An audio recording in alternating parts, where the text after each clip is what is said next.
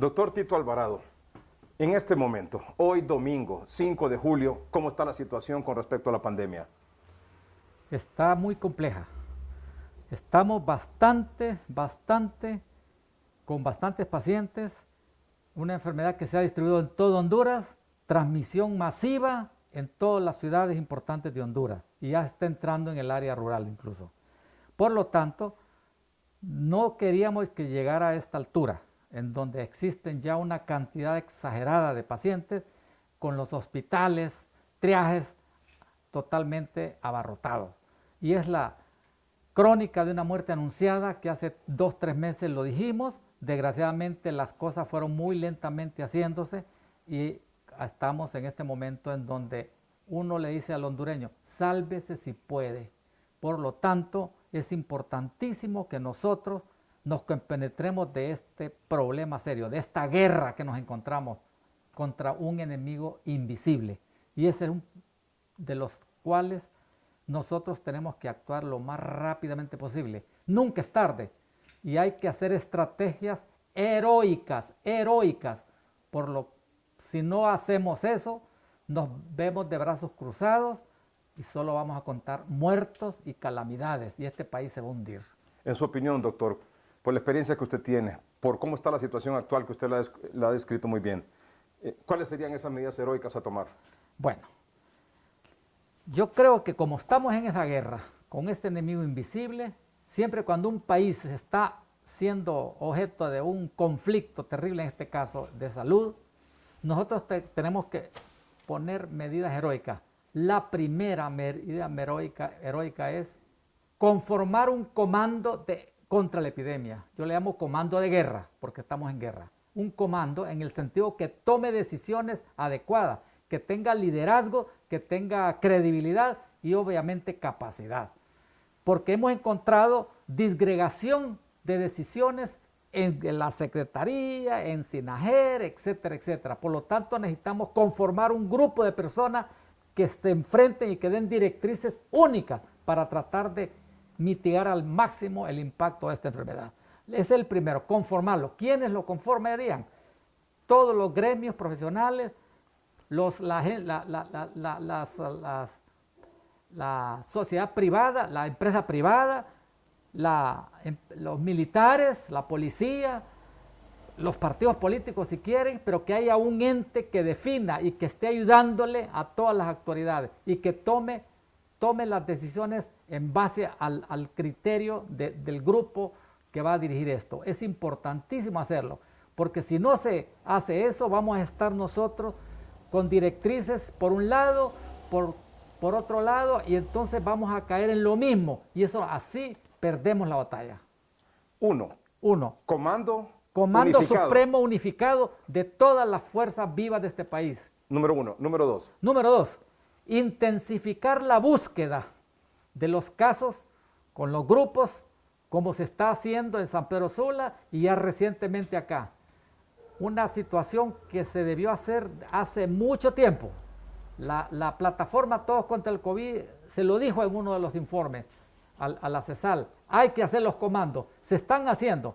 Usted dice las brigadas médicas. Brigadas médicas. Sí. Pero estas brigadas médicas ahorita están haciendo, van a sus casas a preguntar, a buscar los casos, a buscar los contactos, a testearlos, obviamente con las pruebas rápidas, darle el tratamiento. No se están haciendo pruebas rápidas aquí en la capital todavía. Las brigadas médicas van y creo que eso lo hacen el análisis clínico del paciente que tiene síntomas y si hay síntomas le dan el tratamiento maíz, lo cual es positivo. Sin embargo, siento que el trabajo queda a medias. Porque ¿qué pasa con las casas donde hay familias que son asintomáticos? Bueno, ese es el problema. Yo creo que hay que testear esta y por eso si entraron 34 pruebas y 7 de ellas fueron ya avaladas, evaluadas, y tenía una sensibilidad más o menos 70-80%. Por lo tanto, es mandatorio que se lleven estos equipos a hacer las pruebas rápidas para lo que tú dices. Los asintomáticos, que son los que están transmitiendo la enfermedad, y tan pronto encontramos uno, darles el tratamiento maíz. Igualmente, obviamente, los sintomáticos. Bueno, intensificar implica de que si hay 4 o 5 grupos en Tegucigalpa y 4 o 5 grupos en San Pedro Sula, que hayan 20 o 25 simultáneamente en los dos sitios. Eso es intensificar, porque ya no podemos darlo el lujo, ya subimos mucho, dejamos que esta epidemia avanzara tanto que lo que tenemos que, para disminuir el impacto en los hospitales que están abarrotados, necesitamos pararlos y disminuir el impacto de la enfermedad, o sea que no avance. Y eso es mandatorio, eso es una medida heroica y hay que hacerlo. Y hay capacidad para hacerlo. No son cosas difíciles de hacerlas. Brigadas médicas testeando. Testeando. Identificando a los sintomáticos y los asintomáticos. En cantidad y calidad, porque esa brigada médica tiene que ir un médico, un microbiólogo. Hay suficientes microbiólogos para la brigada. Obviamente alguien que por la seguridad, el epidemiólogo y todo este tipo de cosas. La tercera medida. La tercera medida. Ese es bien importante. Intensificar el número de camas en los hospitales estatales donde haya posibilidad de hacerlo. Pero no solo camas, obviamente tiene que tener toda la indumentaria alrededor, junto con los médicos y todo, enfermeras. Claro. Hay que intensificar. Todavía hay capacidad en algunos hospitales. Y doctor, sobre ese punto de aumentar la cantidad de atenciones en los hospitales, por ejemplo, Leonardo Martínez, Catarino Rivas en San Pedro Sula, el mismo Seguro Social en ambas ciudades, en el Hospital Escuela aquí, el Toras aquí, el San Felipe, el María. Usted sabe, doctora, que estaba haciendo enormes esfuerzos y va a llegar un momentito por habilitar más camas. Obviamente necesita, como usted decía, el personal médico, el personal de enfermería, el personal de salud, necesita la logística, medicamentos, tratamiento, necesita oxígeno, es decir, todo lo necesario para habilitar más espacio para atención. Pero va a llegar un momento, doctor Tito Alvarado, que eso es finito, que no va a poder seguir abriendo más camas en hospitales. Pero si se hace eso simultáneamente a la búsqueda activa intensiva y luego al tratamiento masivo en todos los sitios, la cosa puede identificarse. Iría yo entonces al que usted podría considerar como una cuarta medida heroica, es aumentar los centros de atención, los triajes, estos centros de estabilización para descongestionar los hospitales grandes. Es como parte de la medida tercera, que aparte de las camas hospitalarias haya un aumento de triajes, pero triajes importantes, triajes ya no solo abriendo carpas, sino que sitios adecuados que alberguen cantidades importantes. Y me satisface que escuché esta tarde de que el centro ese de la Universidad Católica lo van a abrir, que puede albergar unas 1000 personas. Ojalá que eso se lleve a cabo lo más pronto posible. Pero si eso no se logra, hay que actuar rápidamente con un triaje, el mejor de los triajes que puede tener la capital, que es el Centro Cívico Nacional. Centro Cívico Gubernamental. Gubernamental. Ese centro cívico no necesita más que las camillas, algunas divisiones, oxígeno, alguna indumentaria como sillas, mesas, exactamente, como se hizo en el Infop, que no estaba apto y lo hicieron. ¿El mismo polideportivo? El polideportivo lo mismo. El mismo gimnasio de la Universidad Católica. De la Universidad Católica. O sea, ninguno de esos lugares estaba apto para habilitarlo como hospitalito. Así es. Como centro de atención. Y ahí sería ideal, porque es céntrico, tiene unas 2 entradas enormes y tiene ya estructura ya hecha. Y eso sería conveniente. Y eso sería muy importante porque hay mucho capitalino desesperado buscando orientación. A mí me llaman a cada rato cómo ayudarles. Yo los mando a los centros estos de triaje y muchas veces no van porque son colas enormes. Y entonces por eso no van. De tal manera pues que eso ayudaría mucho. Y si eso se detiene, se trata y se adecua a esos pacientes, muchos de ellos no van a los hospitales, no van a ir a los hospitales. No se van a complicar. No se van a complicar. Sí. Y por lo tanto, esa es una medida heroica y eso se puede hacer. El Centro Cívico Gubernamental, el presidente de la República el 6 de abril, o sea, estoy hablando hace 3 meses. Hace 3 meses, hoy es 5 de julio. Hace 3 meses, el 6 de abril, puso en su cuenta de redes sociales que ese Centro Cívico Gubernamental era del pueblo y que lo iban a habilitar para atender a pacientes. Y pasaron 3 meses y nada, doctor. Y ahora que el señor presidente ya salió de su COVID, ya se sensibilizó, como le digo yo, se sensibilizó por los hondureños que tienen la necesidad, que ya vio en carne propia el problema que tiene. Entonces, ¿por qué no voy a brindarle ese centro, por lo menos en triaje, porque debió ser un hospital insigne para los capitalinos, pero por lo menos en triaje podemos ayudarle a los capitalinos. Anda mucha gente desesperada y va a andar mucho más, porque entre más pasa el tiempo, más gente va a haber, y andan desesperados, familias enteras con sus hijos, buscando orientación, buscando el tratamiento y una evaluación clínica. Claro, está bien que se hagan los triajes donde están haciendo, pero son muy pocos en relación a la cantidad abrumadora de pacientes que están ocurriendo. Estuve conversando con miembros de diferentes organizaciones que a principios de abril, luego de ese mensaje en las redes sociales del presidente Hernández, visitaron el centro cívico gubernamental y me han dicho que es factible habilitarlo. Sin embargo, hoy algunas autoridades de Sinajer y Copeco dicen que no. Bueno, que ninguno estaba habilitado, ninguno estaba apto. Yo no entiendo cómo una estructura ya finalizada y máxime que no han puesto mucha cosa, se facilita. No solo ahí, tienen unas esplanadas bellísimas, en donde perfectamente pueden ponerse canceles y algún tipo de cosas, perfectamente. ¿Sabe qué me han dicho? Incluso estas personas que estuvieron ahí visitándolo, que conocen del área de la salud, que conocen de cómo habilitar estos centros y las necesidades y los requerimientos que deben de reunir para habilitarlo, me dicen, en el área de estacionamientos, en la torre de estacionamientos, en la torre 1, en el estacionamiento 1, en el estacionamiento 2, tienen la suficiente amplitud, entrada de luz y entrada de aire también. Yo le digo al presidente de la República a través de estos medios, si eso lo hace lo más pronto posible, el pueblo capitalino, Honduras, le va a agradecer, porque estamos envueltos en esta vorágine de esta enfermedad. Es desesperante ver personas buscando la ayuda y un centro que está céntrico y todo, perfectamente puede ayudarle. Y eso incluso va a ganar puntos si eso lo hace. Otra cosa, una atención digna, doctor, porque yo estoy seguro, usted con tanta experiencia y ha visto tantas situaciones, doctor, que conoce lo que está ocurriendo en el interior del país, ha visto imágenes, fotografías o videos de situaciones realmente inhumanas, indignantes, que no merece atravesar la población hondureña, de que están siendo atendidos en una colchoneta, en el piso, acomodados en una silla, conectados a un oxígeno porque no tienen una cama, doctor. Es terrible, es terrible. Mire lo que está ocurriendo con el factor emocional de los médicos. Vea usted lo que le pasó al doctor Fiallo con el síndrome de estrés postraumático, porque miraba gente morir, no solo en Honduras, sino que en otros países ha sucedido lo mismo.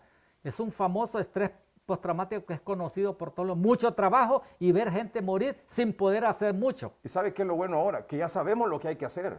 Al paciente que tiene los primeros síntomas, lo que necesita es una camilla con oxígeno, doctor, para poder salvar vidas. Así es. Yo creo que eso es mandatorio. No esperemos que haya muchos pacientes en estas 2 o 3 semanas, que va a ser terriblemente, porque el virus anda por todos lados.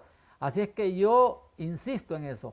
Si realmente se abre ese centro cívico, y aunque, por ejemplo, los casos empiezan a venir, qué bien, pero estábamos preparados para eso. En otras palabras, adelantémonos a esta enfermedad. Adelantémonos. El presidente de El Salvador hizo lo correcto en convertir un centro enorme comercial en un hospital COVID. Y ya está la primera fase y sigue haciéndolo. Y él dijo, aunque no lo ocupe, pero por lo menos cubro el riesgo de hacerlo, porque es lo más importante. No esperemos tener más muertes. Y lo más importante es adelantarse y tratar a estos pacientes desde el momento que se empiezan a... Una atención primaria. Primaria, para que no avancen. Y eso es básico, y eso se puede hacer con estos medicamentos. Se ha visto en eso. Obviamente no tenemos la panacea completa, una eficacia completa con esto, pero algo se hace. Y no hay cosa más bella que como para uno personal de salud, ver y poder hacerle algo con dignidad a una persona. Es importantísimo eso. Vieras cómo anda la gente preguntando qué hacer y cómo hacer, dónde voy, No, hombre, hay que adelantarse a estas cosas. Nada perdemos con esas cosas. Ganamos mucho. Doctor, usted dijo un comando central, las brigadas testeando, haciendo pruebas rápidas, aumentar la cantidad de brigadas que se están haciendo en barrios y colonias, sobre todo en Tegucigalpa y San Pedro Sula. Obviamente esta situación se debe reproducir en los municipios de los departamentos donde hay más casos. Me dijo también fortalecer con más camas, con más atención, con más personal los hospitales que atienden pacientes COVID. Me dijo habilitar más centros de triaje, de atención, y usted propone esta noche o este día habilitar el Centro Cívico Gubernamental como una medida heroica. ¿Qué otra medida cree usted que es importante en este momento? Bueno, el testeo masivo con PCR. Nosotros en este país tenemos, los microbiólogos me van a entender lo que voy a hablar ahorita. Hay una maquinita de llama GeneSper. GeneSper es una máquina que no se hace PCR en 45 minutos y no necesita extraer el ARN como normalmente se hace con otras máquinas. Hay 10, como 10 o 15 distribuidas que no sé por qué razón no se utilizaban y ahora se están medio utilizando. He oído que el Hospital Escuela tiene, Catarino Otto tiene. ¿Por qué no usarlas? Porque la respuesta de PCR es mandatoria y es una necesidad imperativa para todos esos pobres pacientes que están ahí. Eso ayudaría a aflojar rápidamente pacientes hospitalizados y eso lo puede hacer. Mira, ahorita que tenemos nosotros esa buena relación con Estados Unidos, el presidente tiene buena relación con Trump y teniendo una base americana acá, así como viajé 3 días, vinieron unas ayudas para bioseguridad. ¿Por qué no solicitarle que mande unas 15 o 20 GeneSper maquinitas para poder entrenar fácilmente a los microbiólogos, que es una cosa rápida que se hace, no necesita mucho entrenamiento? Y es una cosa que es mandatorio porque es importante hacer el diagnóstico temprano de la enfermedad y obviamente para darle alta a los pacientes de los hospitales, haciéndole una GeneSper a los 10, 12 días.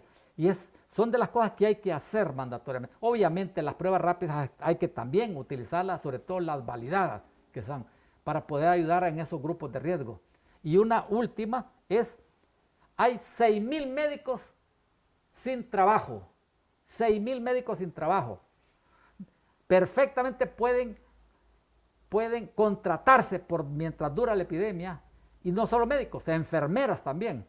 Claro, y ahorita fíjate la ironía de la vida. Tenemos nosotros como 200 médicos que acaban de salir del servicio social, que son médicos, y ellos han externado la necesidad de poder colaborar con esta epidemia, y no les permite porque no tienen el cartón.